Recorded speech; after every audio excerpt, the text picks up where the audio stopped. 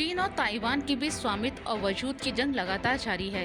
इस बीच खबरें भी आ रही हैं कि चीन ने ताइवान के आसपास ड्रिल शुरू कर दी है।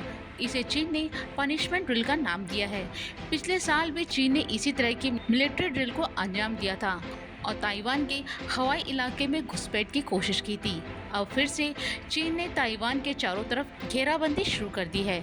वहीं चीन का कहना है कि उसने अलगाववादी गतिविधियों के जवाब में ताइवान स्टेट और ताइवान के नियंत्रण वाले द्वीपों के आसपास ये ड्रिल शुरू की है। इससे अलगाववादी ताकतों को करारा जवाब देने के इरादे से शुरू किया गया है।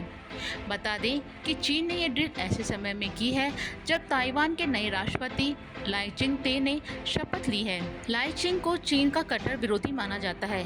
चीन की इस मिलिट्री ड्रिल की ताइवान के रक्षा मंत्रालय ने निंदा करते हुए कहा कि उन्होंने ताइवान स्ट्रेट के आसपास अपनी सेनाओं को भेज दिया है ताकि अपने क्षेत्र की रक्षा की जा सके।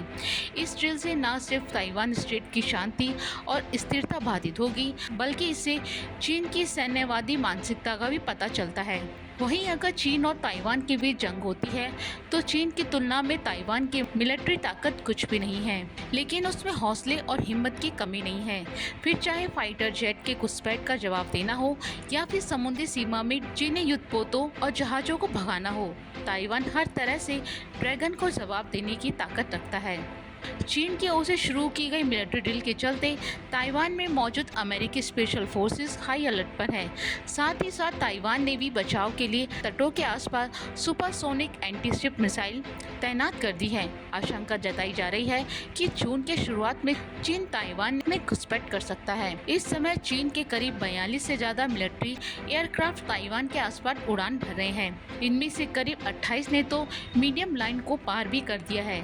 चीन ने ताइवान के चारों तरफ 15 युद्धपोत, 16 कोस्ट गार्ड शिप तैनात किए हैं। वहीं ताइवान ने भी अपने कोस्ट गार्ड को समंदर में चीन को करारा जवाब देने के लिए तैयार कर दिया है। इसके अलावा ताइवान की सेना ने एंटीशिप मिसाइलों को तटों के आसपास तैनात कर दिया है। ये खास तरह के एयर डिफेंस सिस्टम है तो दुश्मन के जहाज़ों, मिसाइलों, फाइटर जेट्स, हेलीकॉप्टर को आसमान में ही मार गिरा सकते हैं।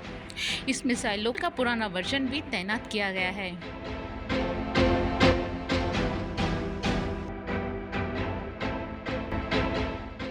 चीन ताइवान पर अपना दावा करता है। चीन ने ताइवान के नए राष्ट्रपति लाई चिंग के भाषण की निंदा भी की है, जिसमें लाई चिंग ने चीन से उनके राष्ट्र को धमकाना बंद करने की दो टूक की बात कही है। उन्होंने कहा था केवल ताइवान के लोग ही अपने भविष्य का फैसला ले सकते हैं। यहाँ आपको बता दें कि ताइवान के नए राष्ट्रपति लगातार चीन के साथ बातचीत की पेशकश कर चुके हैं, लेकिन चीन हर बार उसे ठुकरा देता है।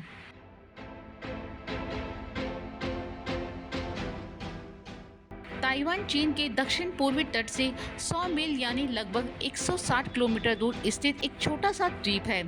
इस पर कभी चीन का कब्जा हुआ करता था। उस समय इसे फॉर्मोसा द्वीप कहा जाता था।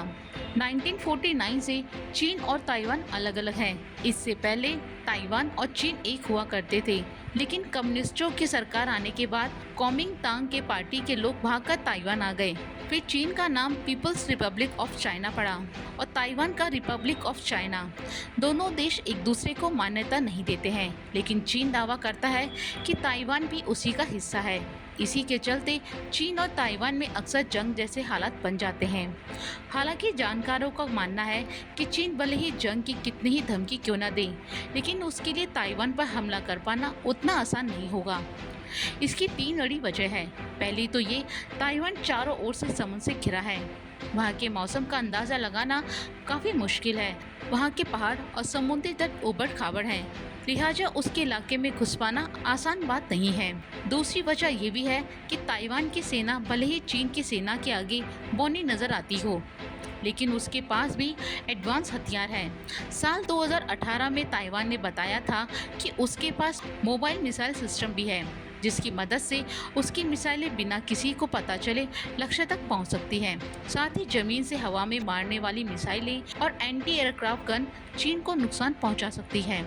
तीसरी वजह अमेरिका का साथ होना है। अमेरिका हमेशा ताइवान को अपना अच्छा दोस्त बताता है।